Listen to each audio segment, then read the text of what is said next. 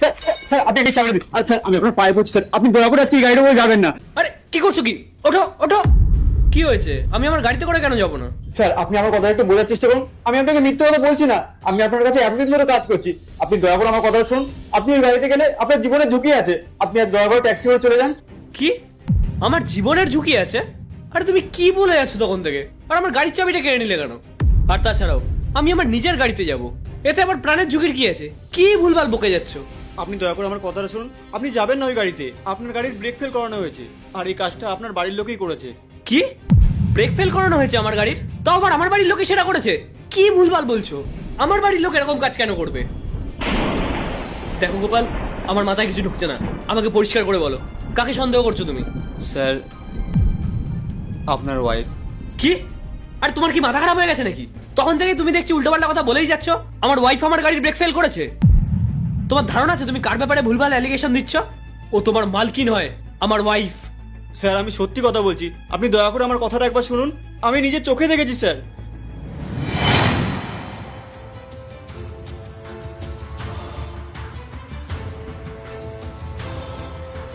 Madam, কাজ হয়ে গেছে।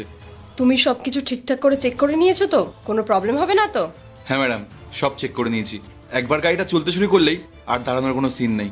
আর একটা কথা কান খুলে শুনে রাখো, এই ব্যাপারে যেন কাকপক্ষিতেও টের না পায়। এই নাও ধরো। হ্যাঁ ম্যাডাম, আপনি চিন্তা করবেন না, এই ব্যাপারটা কেউ জানতে পারবে না। ঠিক আছে, তুমি এখন তাড়াতাড়ি যাও, আশেপাশে কেউ দেখে নিলে মুশকিল হয়ে যাবে। যাও। ঠিক আছে ম্যাডাম। স্যার আপনার যদি তাও বিশ্বাস না হয়, আপনি না হয় মালকিনের একবার পরীক্ষা নিয়ে দেখুন। আরে তুমি এখনো এখানে দাঁড়িয়ে রয়েছো, যাবে না? তোমার লেট হয়ে যাচ্ছে তো। আরে না না, ওর একটু বাড়িতে প্রবলেম হয়েছে, তার জন্য ওর ছুটির দরকার, সেটা নিয়েই কথাবার্তা চলছে। আচ্ছা তুমি গিয়ে বসো, আমি আসছি। ঠিক আছে। তুমি ওই মেকানিকটার খোঁজ লাগানোর চেষ্টা করো, বাকিটা আমি দেখছি।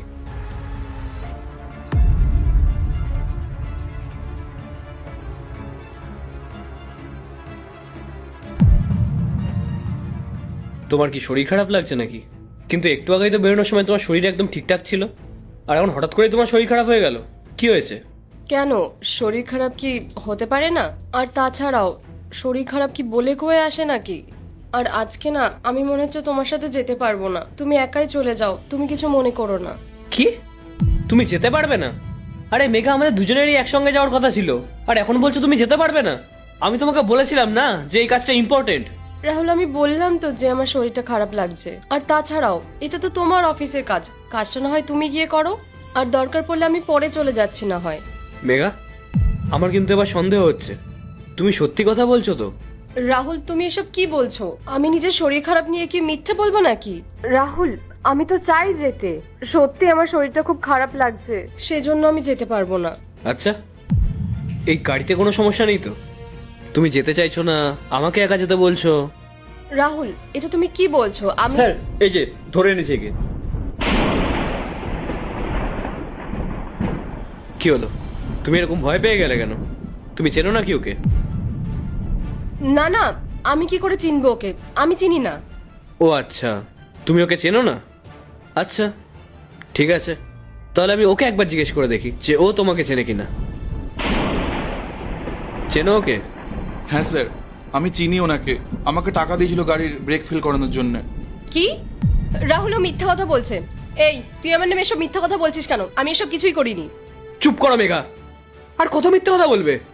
আমি খুব ভালো করে জানি যে তুমি মিথ্যে কথা বলছো। কেন মিথ্যে কথা বলছো তুমি? তুমি যখন এই শরীর খারাপের মিথ্যে নাটক করছিলে না, আমি তখনই সব বুঝতে পেরে গেছিলাম। তুমি এই গাড়িতে যেতে চাইছিলে না, আর এখন চুপচাপ এখানে দাঁড়িয়ে থাকবে, আমি কথা বলবো ওর সাথে। আর তুমি, তোমার এই কাজটা করতে একবারও বাধলো না? তুমি কিছু না জেনে শুনে এই কাজটা করে ফেললে। তুমি কি একবারও এটা ভাবোনি যে যে এই গাড়িটা চালাবে তার জীবনের কি হবে? তুমি শুধুমাত্র টাকার জন্য এই কাজটা করে নিলে। স্যার, স্যার দয়া করে আমাকে ক্ষমা করে দিন। আমি আপনাকে কথা দিচ্ছি, এরপর থেকে এরকম ভুল আর আমি কখনো করবো না। তুমি ক্ষমা চাইছো? ডাকবো পুলিশকে, তখন ওদের কাছ থেকে ক্ষমা চাও, দেখবো ওরা কি বলে। না স্যার, পুলিশকে ডাকবেন না, আমাকে দয়া করে ক্ষমা করে দিন স্যার। তোমাকেই বা কি বলবো আমি? যেখানে আমার নিজের ওয়াইফই আমার সাথে এরকম কাজটা করলো, সেখানে আমি তোমাকে কি বলবো? তুমি তো টাকার জন্য এই কাজটা করেছো। যাই হোক, তুমি একটা কথা কান খুলে শুনে রাখো, নেক্সট টাইম আমি যদি তোমাকে এই এলাকার আশেপাশেও দেখেছি না, আর যদি আমি দেখেছি তোমাকে এই সমস্ত কাজগুলো করতে, তাহলে দেখো তোমার কপালে খুব দুঃখ আছে। তোমার এই কীর্তিকলাপগুলোর প্রমাণ না সবকিছু আমার কাছে আছে, বুঝতে পেরেছো? যাও, বেরিয়ে যাও। এই যা বেরো, চল। মেঘা, এবার বলো, তুমি এখনো তোমার মিথ্যে কথাগুলোকে কন্টিনিউ করে যাবে? কারণ আমার চোখের সামনে না সবকিছু পরিষ্কার হয়ে গেছে, আর আমাদের এই গার্ড না তোমাকে এই সব কিছু করতে নিজের চোখের সামনে দেখেছে। আমি শুধু তোমার কাছ থেকে একটা কথাই জানতে চাই, কেন করলে তুমি এরকম? কেন করলে বলো? তুমি আমার সাথে এরকম কাজটা করতে চেয়েছিলে? আরে কি করিনি আমি তোমার জন্য? সবকিছুই তো করেছি, সবভাবে তোমাকে খুশি রাখার চেষ্টা করেছি, সব সকাল্লাদ পূরণ করেছি। আর আমার তো মনে পড়ে না যে বিয়ের পর আমি তোমার সঙ্গে কোনোদিনও খারাপ ব্যবহার করেছি। তাহলে তাহলে তুমি আমার সঙ্গে এরকম কেন করলে? বলো মেঘা, বলো। রাহুল, আই এম সরি, তুমি প্লিজ আমাকে ক্ষমা করে দাও।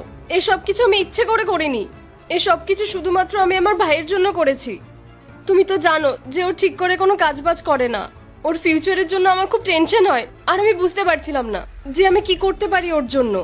তাই তখন আমার মাথায় যেটা এসেছে আমি সেটাই করেছি। রাহুল, আমি ভেবেছিলাম তুমি না থাকলে তোমার সব সম্পত্তি আমার হয়ে যাবে, আর আমি সেই সম্পত্তিটাকে আমার ভাইকে দিয়ে দিলে ওর একটু হেল্প হবে।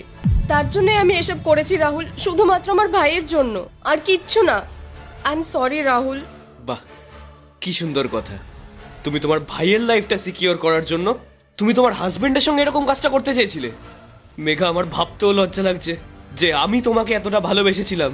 আরে তোমার যখন তোমার ভাইয়ের ফিউচারটা সিকিউর করার ছিল, তাহলে তুমি তো আমার সাথে এসে কথা বলতে পারতে, আমি ওর কাজের ব্যবস্থা করে দিতাম। তোমার তো এটা করার কোনো প্রয়োজন ছিল না। শোনো মেঘা, তুমি যদি তোমার ভাইকে ফ্রিতে এই সব কিছু দিয়ে দিতে না, তাহলে তোমার ভাই এইসব কিছুর আসল মূল্য কোনোদিনও বুঝতে পারতো না।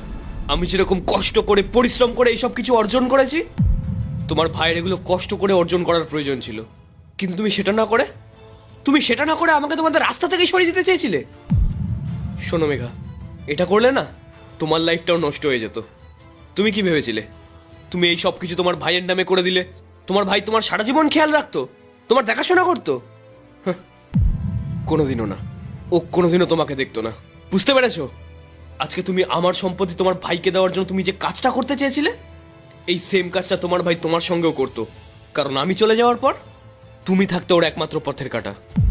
যাই হোক, আমি আর তোমার সঙ্গে থাকতে পারবো না, আমি তোমাকে ছেড়ে দেবো।